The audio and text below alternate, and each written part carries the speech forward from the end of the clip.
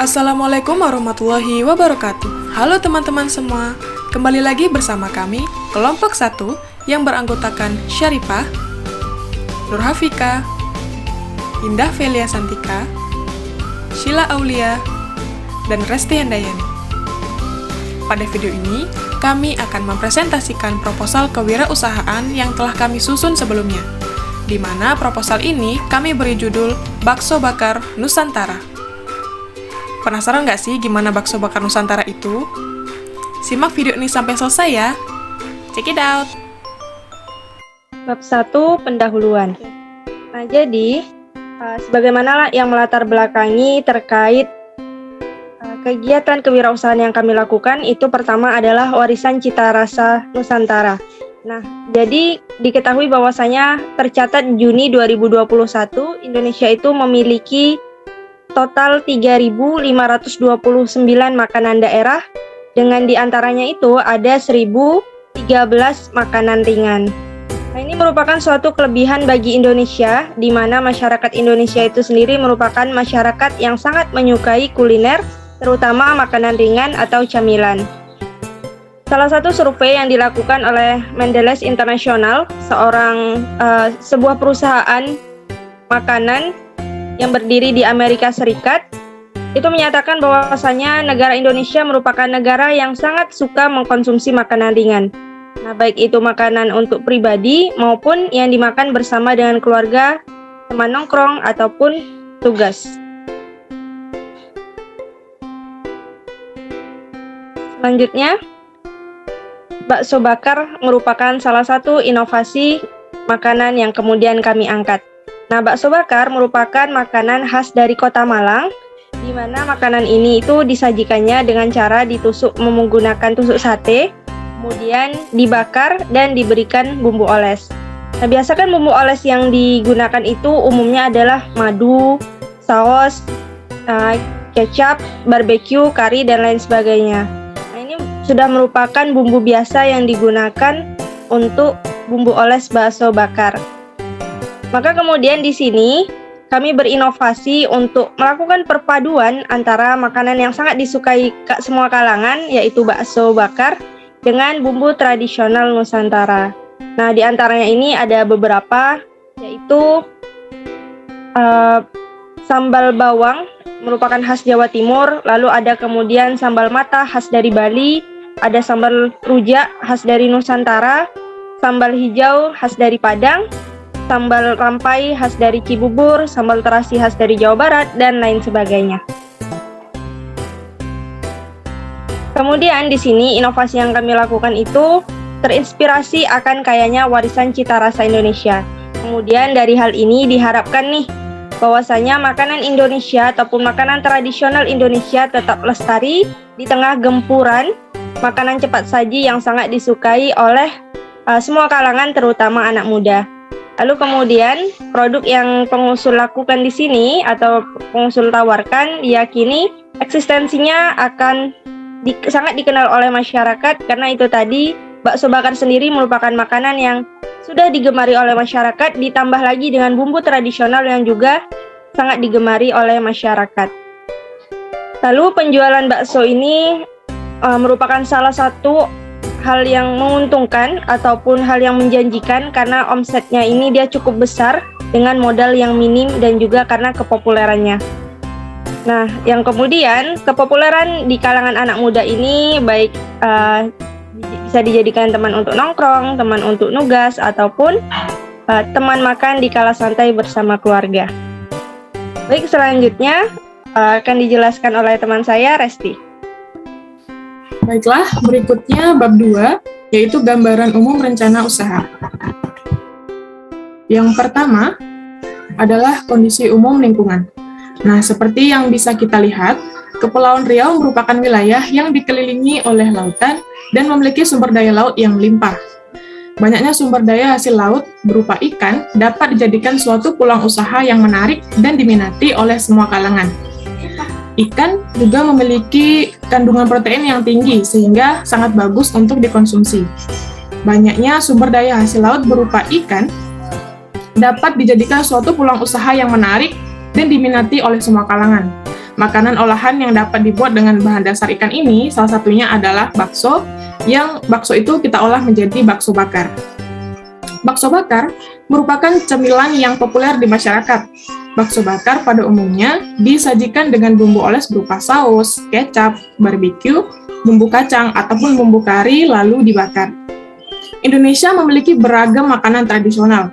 Selain bumbu-bumbu oles yang biasa digunakan, bakso bakar itu dapat disajikan dengan berbagai macam bumbu-bumbu Nusantara. Nah, hal inilah yang menjadi ide bagi kami, para peneliti, untuk berinovasi memadukan olahan bakso bakar ikan dengan bumbu-bumbu khas Nusantara. Dengan inovasi tersebut, diharapkan dapat menjadi peluang usaha dan diminati oleh berbagai kalangan masyarakat. Nah, berikutnya, analisis peluang pasar. Nah, secara umum, bakso bakar itu pasti sangat diminati oleh semua kalangan, baik anak-anak, remaja, bahkan orang dewasa. Ditambah lagi dengan olesan bumbu-bumbu yang menambah kaya rasanya.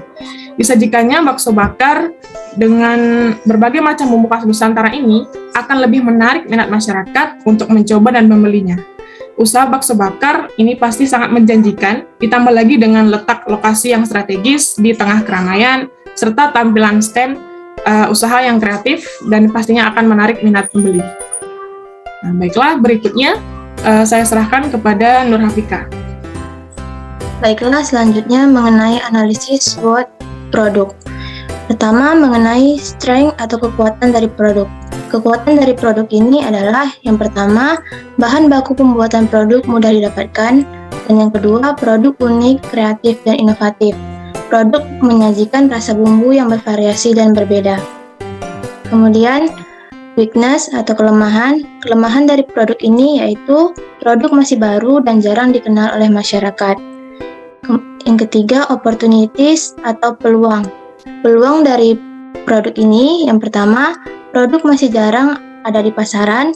Yang kedua, produk merupakan suatu inovasi yang baru dan unik. Yang ketiga, produk dapat dinikmati oleh berbagai macam kalangan.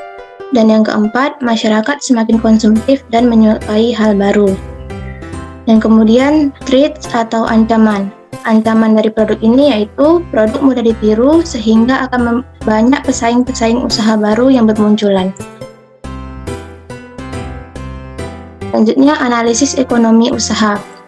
Nah, rencana harga jual per satuan produk adalah 3.000 dan target produksi per hari itu minimal 100 tusuk. Dengan pengeluarannya, peralatan penunjang sebesar 2.765.000, bahan habis pakai 4.260.000 rupiah, dan lain-lain 300.000 rupiah. Jumlah dari pengeluaran itu sebesar 7.325.000 rupiah. Kemudian akan dihitung biaya produksinya. Total biaya produksi sama dengan biaya variabel ditambah biaya tetap. Biaya variabel itu bahan habis pakai sebesar 4.260.000 rupiah ditambah biaya tetap yaitu peralatan penunjang sebesar 2.765.000 rupiah. Jadi total biaya produksi adalah 7.025.000 rupiah. Kemudian harga pokok produksi diasumsikan dalam satu bulan itu dapat 30 hari dan total produksi per bulan adalah 100 dikali 30, jadi ada 300 tusuk bakso per bulan. Jadi harga pokok produksi itu sama dengan biaya produksi dibagi total produksi. Biaya produksi 7.025.000 rupiah dibagi 3.000 unit. Jadi harga pokok produksi adalah 2.341.167 rupiah.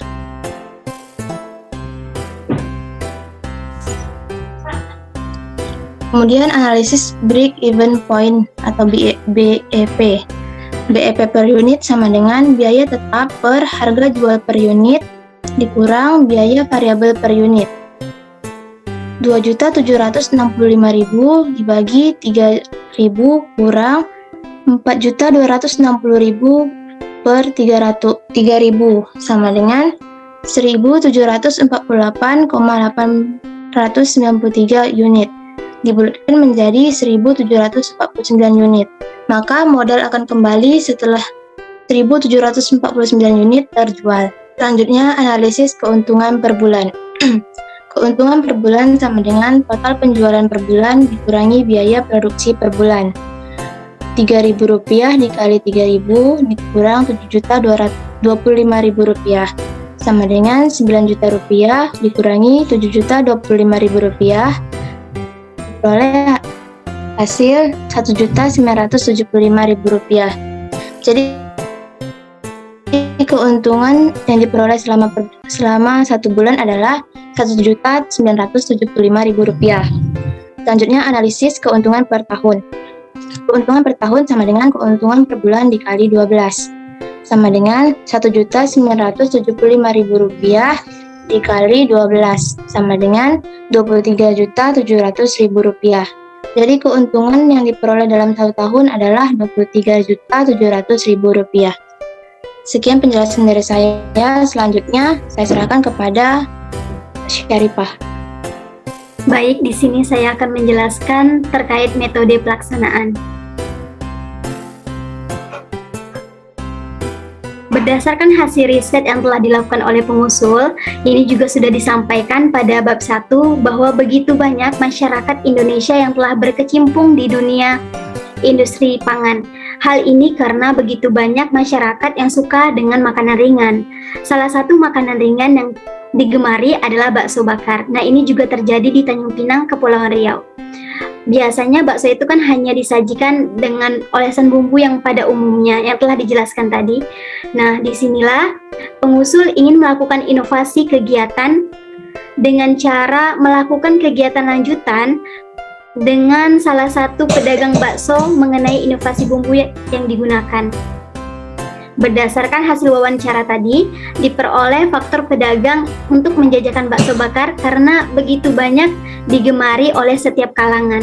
Nah, ini bisa menjadi cemilan pribadi maupun bersama keluarga ataupun teman nongkrongnya. Namun, bumbu atau cita rasa yang ditawarkan itu karena sudah biasa, maka pengusul ingin menciptakan inovasi berupa perpaduan bakso bakar dengan bumbu tradisional Nusantara, yakni sambal bawang khas Jawa Timur, sambal matah khas Bali, bumbu rujak khas Nusantara, sambal hijau khas Padang, sambal rampai khas Cibubur, sambal terasi khas Jawa Barat, dan lain sebagainya. Di sini, konsep awal inovasi dalam kewirausahaan itu dipopulerkan oleh Joseph Schumpeter pada tahun 1934, di mana inovasi adalah salah satu pilihan dalam menghadapi berbagai persaingan pasar dan pengelolaan yang berkelanjutan. Maka berdasarkan hasil riset yang telah pengusul lakukan, didapatlah bahwa ketika UMKM dalam bidang industri makanan terdapat dimensi dan pengukuran yang digunakan dalam strategi untuk melakukan inovasi ini. Ada 3, yang pertama itu inovasi pemasaran, yang kedua inovasi teknologi, yang ketiga adalah inovasi keuangan. Nah, berdasarkan strategi inovasi industri makanan tadi, maka pengusul melakukan rancangan rangkaian kegiatan yang akan dilakukan. Adapun yang pertama itu melakukan wawancara dengan pedagang bakso bakar untuk menggali informasi lebih dalam. Nah, ini telah dilakukan oleh pengusul. Kemudian berpikir kreatif dalam membuat inovasi dari cita rasa bakso bakar dengan menggunakan bumbu tradisional Nusantara. Kemudian melakukan pemasaran dengan aktivitas promosi dengan bantuan teknologi. Nah, ini bisa melakukan promosi melalui sosial media, kemudian mengoptimalkan penerapan kinerja, meningkatkan inovasi pasar dengan kembali melakukan promosi. Nah, perlu dipertegas juga bahwa promosi ini adalah bagian terpenting dalam melakukan kewirausahaan agar ketika kita ingin memperkenalkan usaha yang kita miliki, nah promosi ini adalah jalan terbaik. Kemudian untuk meningkatkan kinerja bisnis, dan yang terakhir adalah pengelolaan sumber dana. Selanjutnya, untuk mengimplementasikan ide-ide dari usaha bakso bakar tadi, pengusul juga melakukan perencanaan. Yang pertama itu menyusun strategi pemasaran. Nah, di sini pengusul bisa melakukan strategi pemasaran baik itu dengan melakukan promosi atau melakukan atau memperkenalkan produk yang akan dijualnya kepada kerabat terdekat terlebih dahulu. Kemudian menentukan lokasi dan jadwal pemasaran, melakukan pemasaran dengan melakukan promosi di berbagai media, mendata sumber dana, estimasi biaya yang diperlukan, penerimaan dan keuntungan yang didapatkan. Nah, dari rangkaian kegiatan ini sebenarnya dilakukan agar persiapan dalam pengimplementasian ide dari inovasi itu berupa perpaduan bakso bakar dengan bumbu tradisional Nusantara tadi. Sehingga penerapan ide ini mampu menerapkan inovasi dari cita rasa bakso bakar dan penyuka kuliner semakin bertambah banyak, khususnya di Tanjung Pinang, Kepulauan Riau. Itulah penjelasan dari metode pelaksanaan. Selanjutnya akan disampaikan oleh Sila Aulia. Baik, selanjutnya di bab 4 kita akan membahas mengenai rincian biaya atau anggaran dana dan jadwal kegiatan.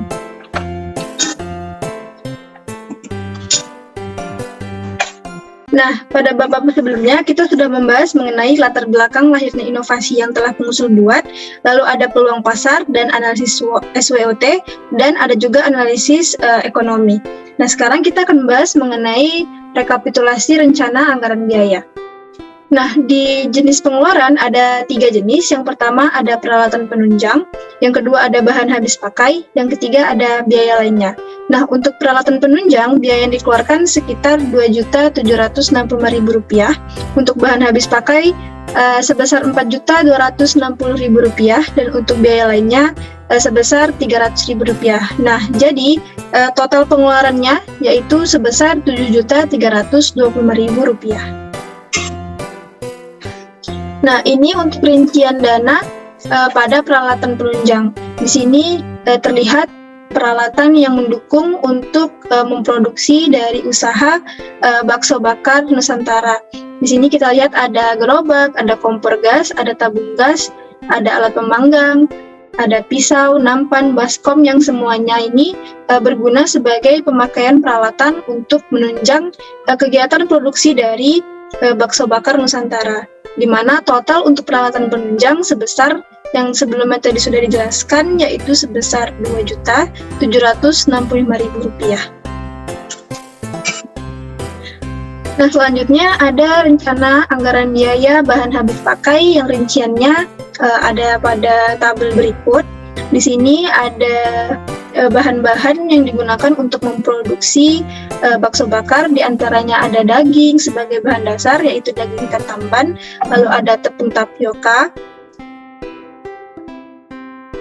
ada telur, gula pasir, ada garam, minyak goreng, dan bumbu-bumbu lainnya sebagai bumbu pendukung. Misalnya ada kemiri, cabai merah, cabai keriting, jahe, kunyit, dan bumbu pada umumnya. Lalu ada juga kertas bungkus makanan yang berfungsi sebagai untuk kemasan dari si bakso bakar ini tadi. Ada juga isi strapless dan ada tusuk sate. Nah, total untuk pengeluaran biaya bahan habis pakai ini sebesar Rp4.260.000. Nah, untuk jenis anggaran yang terakhir ada biaya lain-lain. Di sini kami menganggarkan untuk brosur atau banner sebagai promosi dari usaha kami, yaitu sebesar Rp300.000. Nah, jika ditotalkan keseluruhan dari biaya habis pakai, biaya peralatan, dan biaya lainnya, ini mengeluarkan anggaran sebesar totalnya yaitu Rp7.325.000. Nah, selanjutnya jadwal kegiatan. Di sini kami merincikan jadwal kegiatan. Yang pertama ada pengajuan usulan PKM kewirausahaan yang diusulkan atau direncanakan di minggu kedua dan ketiga bulan Juni. Lalu ada persiapan program dalam pembuatan proposal yaitu minggu kedua dan ketiga bulan Juni. Lalu ada konsultasi dengan pembimbing. Ada survei lokasi usaha dan bahan baku, ada pengadaan peralatan yang dilakukan di minggu kedua dan ketiga bulan Juli, ada produksi dan menjalankan usaha, dan ada promosi yang akan kita lakukan di bulan Agustus. Demikian penyampaian proposal kewirausahaan bakso bakar Nusantara oleh kelompok 1. Mohon maaf atas segala kekurangan. Wassalamualaikum warahmatullahi wabarakatuh.